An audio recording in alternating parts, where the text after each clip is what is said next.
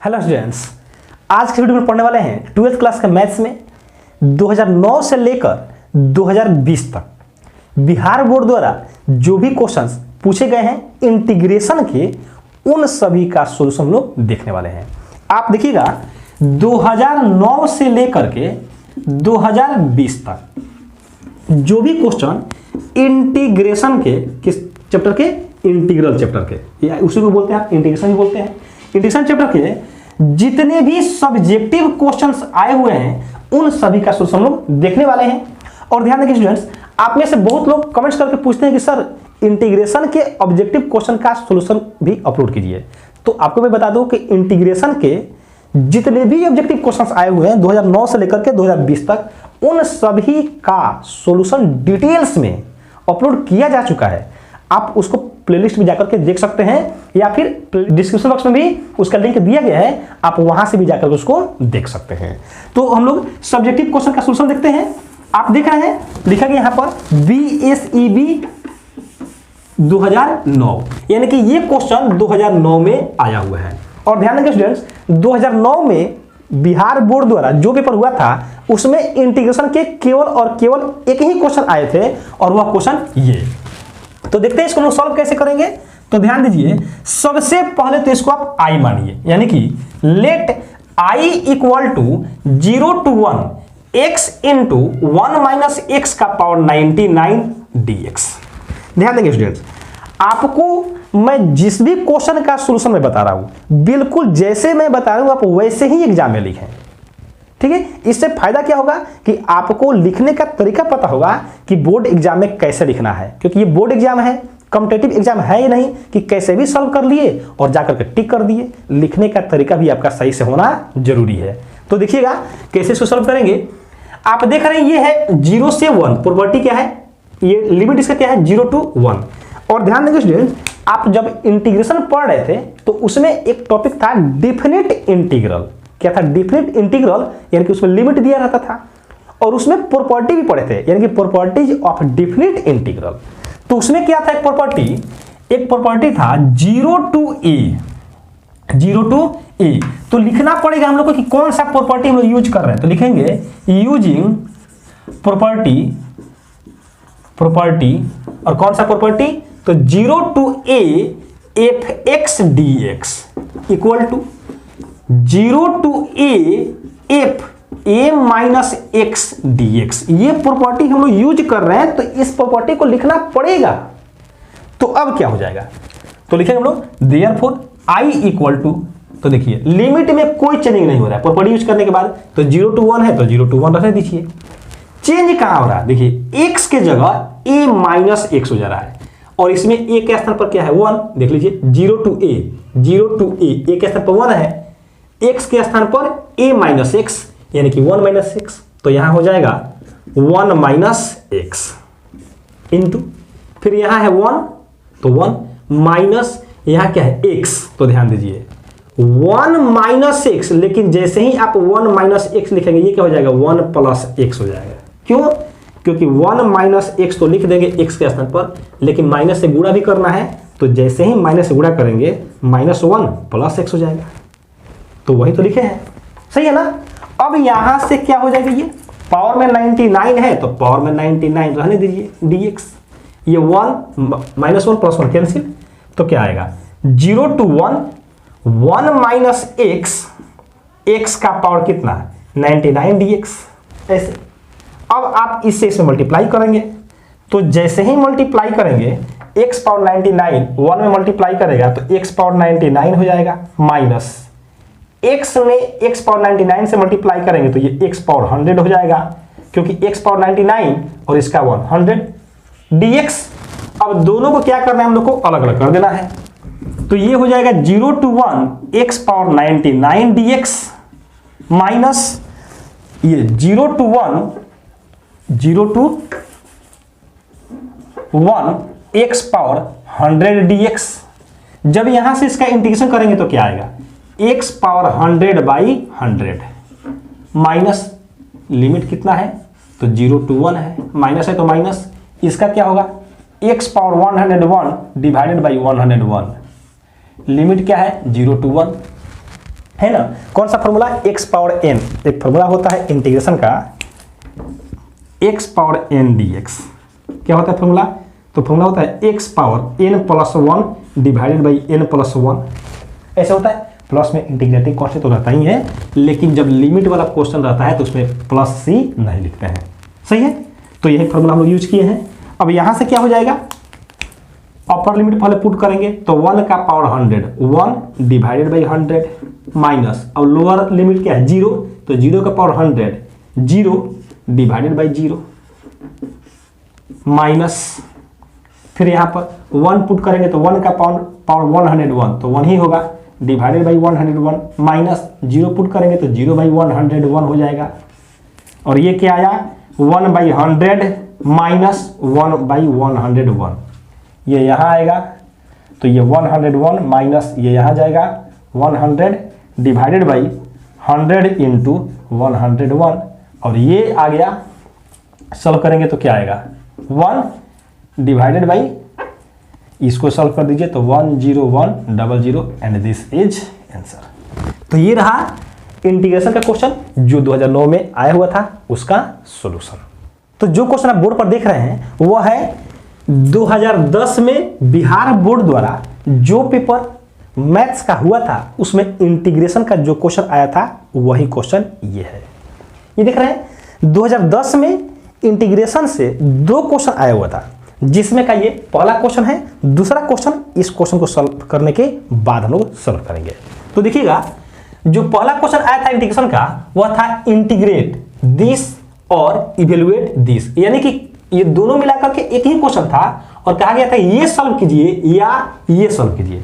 हम लोग इस दोनों क्वेश्चन को सॉल्व करेंगे, तो देखते हैं कैसे सॉल्व करेंगे। तो हम लोग पार्ट 1 को सॉल्व करते हैं, उसको क्या करते हैं हम लोग i मान लेते हैं। Let i equal to e का power x into 1 plus sine x divided by 1 plus cos x और ये dx। अब आप यहां पर ध्यान देंगे स्टूडेंट्स, क्वेश्चन को देखते के साथ आपको यह समझ में आ जाना चाहिए कि यह किस फॉर्म पर है। इंटीग्रेशन में अगर आपको यह समझ में आ रहा है कि किस फॉर्म पर है तो क्वेश्चन आपसे चुटकी में बनेगा, है ना, चुटकी बजाते ही क्वेश्चन बनेगा। लेकिन ये कब, ये तभी बनेगा जब आपको ये पता हो कि वह किस फॉर्म पर है। तो ये क्वेश्चन देखते के साथ मुझे समझ में आ गया कि ये जो क्वेश्चन है वह e के power x into f x plus f dash x dx वाले फॉर्म पर ही है, इक्वल टू e का power x into f x plus c integrating constant. आप फिर पूछेंगे कि मुझे कैसे समझ में आया, तो मुझे इसीलिए समझ में आया क्योंकि मुझे ये फॉर्म याद है। अगर आपको भी ये फॉर्म याद है तो आपको भी समझ में बहुत अच्छे से आ रहा होगा। तो क्या करना हम लोग को, इसको इस फॉर्म पर सेट करना है। अब ये बताइए क्या इसको हम लोग ऐसे लिख सकते हैं e का power x into 1 by 1 plus cos x plus sine x by 1 plus cos x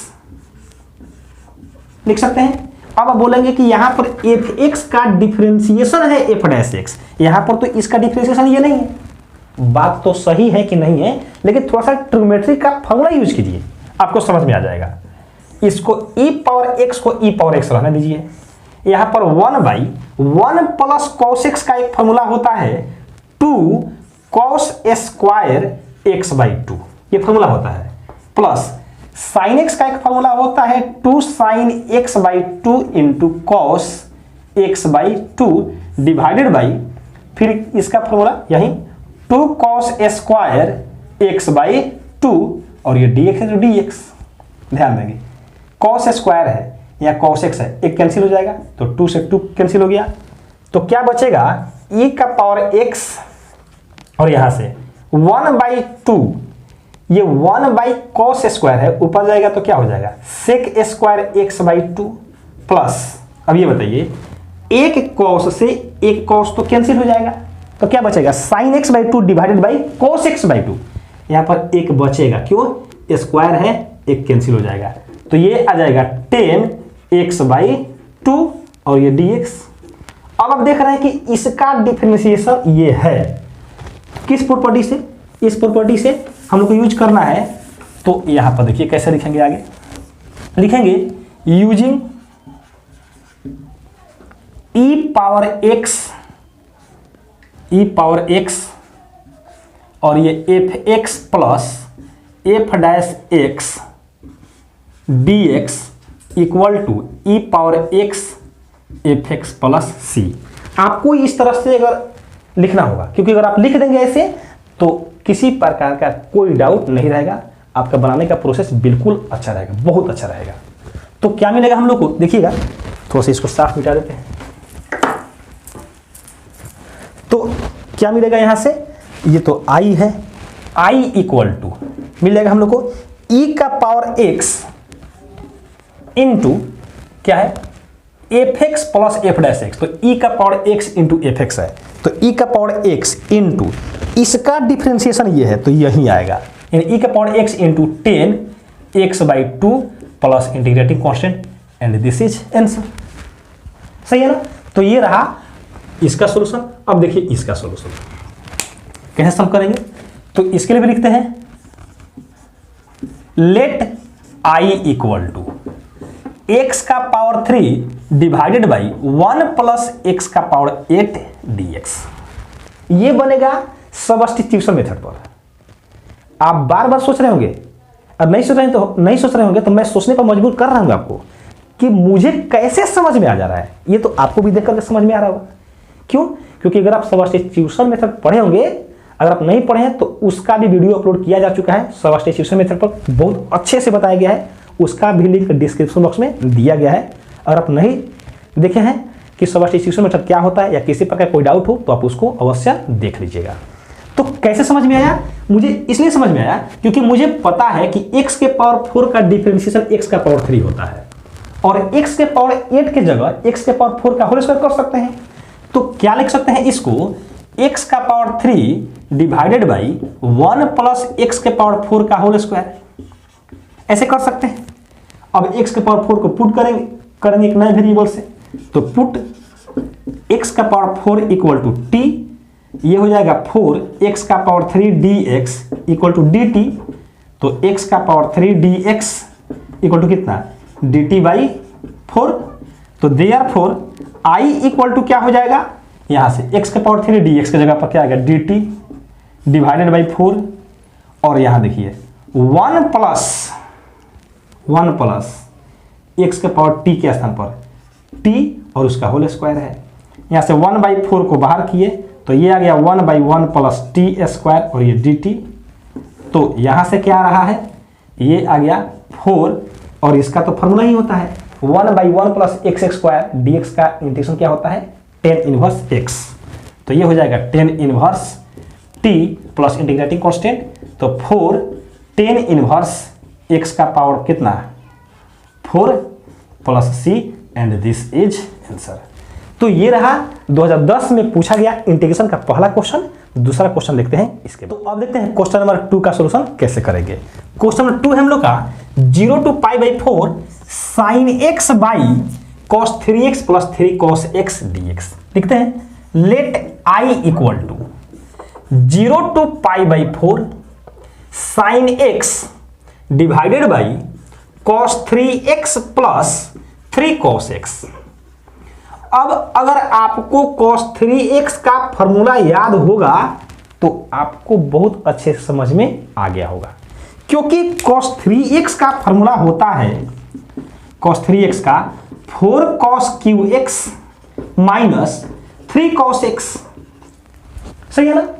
और आपको याद होगा, अगर आपको समझ में आ रहा होगा कि जैसे ही इसका वैल्यू यहां पर पुट करेंगे -3 cos x plus 3 cos x एक दूसरे को कैंसिल कर देगा और टर्म मेरा क्या हो जाएगा, छोटा हो जाएगा।